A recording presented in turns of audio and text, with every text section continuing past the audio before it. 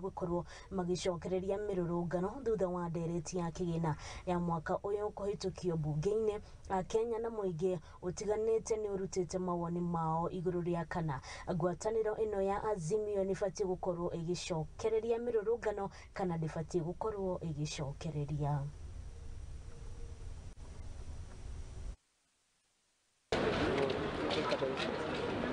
Maoni yangu, maandamano irudi. Wakenya wanaumia.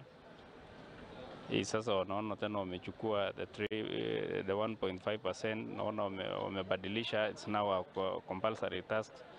Sasa tena naona wanasema eti lazima civil servant tugharimikie the health insurance for retirement. Mambo ni ngumu.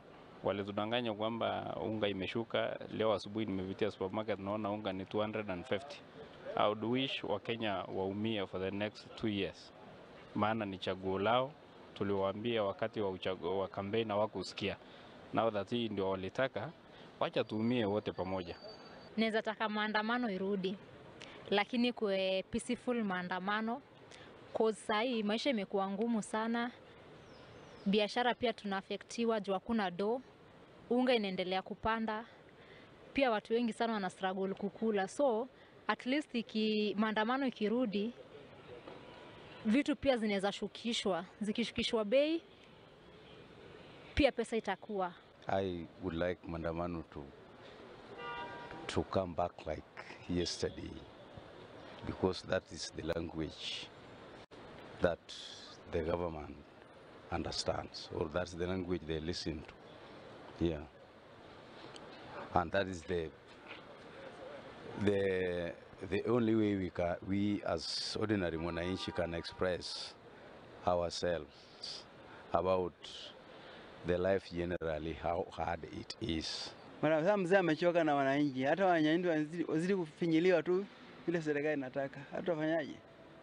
Kama ni maandamano ya kupeleka uchumi chini ama kupeleka hali ya mangu duni iwe kama kifadhali, hapo inaweza kubali nje, lakini kama ni maandamano hakuna kitu yote kinafanyika, hasa ni nini?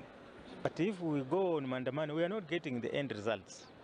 What is important, the two parties should sit down and work out what is best that can be started with in the long run, right?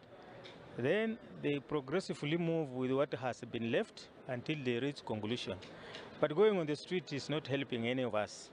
Yeah, it has no value. It is not doing adding anything. It only brings more problems. So for the government, they have realized where they have gone wrong, and the opposition is the check and balance to the government. So let them itemize what is high, talk with the government, say let us start progressively to bring this down. Na tugitigana na icio cige maine na Wanjiku oro wige maine na ndereti ya kigina ya mwaka uyu wa 2020.